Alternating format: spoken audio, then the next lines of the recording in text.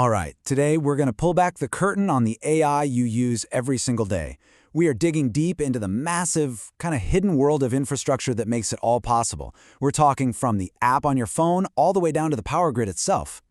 You know, you chat with an AI, you ask it to write some code, or maybe generate a picture.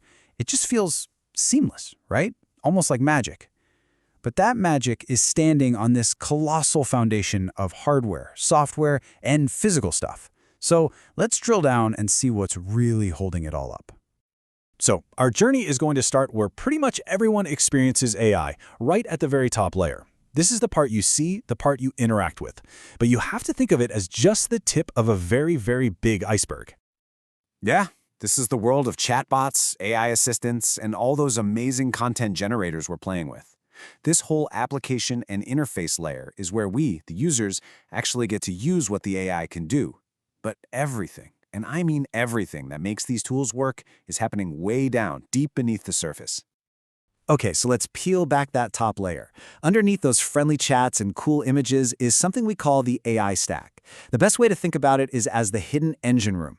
It's this super sophisticated architecture of software and hardware that's doing all the heavy lifting. Okay, let's take a look at the entire four-layer stack. As you can see, it all starts at the bottom with the infrastructure layer. That's the raw power. Right on top of that is the architecture and model layer, which is kind of like the AI's engine. Then you've got the orchestration layer acting as the traffic controller. And finally, way up at the top is that application layer we just talked about. So let's break this down layer by layer. It all begins right here at the infrastructure layer. This is the physical foundation. I'm talking about massive data centers, just packed with specialized hardware like NVIDIA's H100 GPUs, all humming away. This is where the raw computational muscle for training and running these AI models actually comes from. Next up, we have the architecture and model layer. You can totally think of this as the AI's brain. This is where those foundation models you've definitely heard of, like GPT-4 or Llama, actually live. They're built on these incredibly powerful designs, these architectures, like the transformer, which is what lets them understand and generate language so well. So how do you connect that powerful brain to the applications we use? Well, that's the job of the orchestration layer. It really is like a traffic controller, managing all the tasks, handling the data, and routing requests between the models and the user interface. Tools like LangChain and vector databases are absolutely crucial here, helping the AI manage its memory and, keep the context of a conversation going. So we've seen all the layers, but how does this all get built? I mean, it's one thing to understand the stack, but it's a whole other thing to actually construct one. It takes a really deliberate and strategic plan to get from just an idea to a full-scale working system. A successful build usually follows a three-phase roadmap.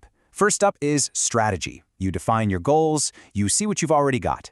Second is the build phase. You invest in the right hardware and you use tools like Docker and Kubernetes to help you scale up. And finally, you get to operationalization, automating everything, locking down security, and just constantly monitoring performance to make sure it's all running smoothly. But here's where it gets really interesting. What lies beneath all of this?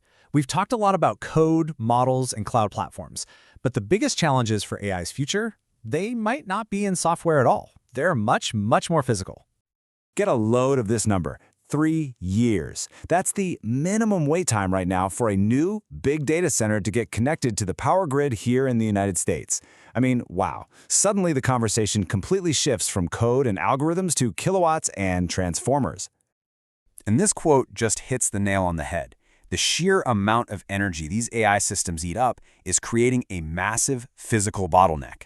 Without a stable, scalable, and uninterrupted supply of power, that entire AI stack we just walked through, it grinds to a halt.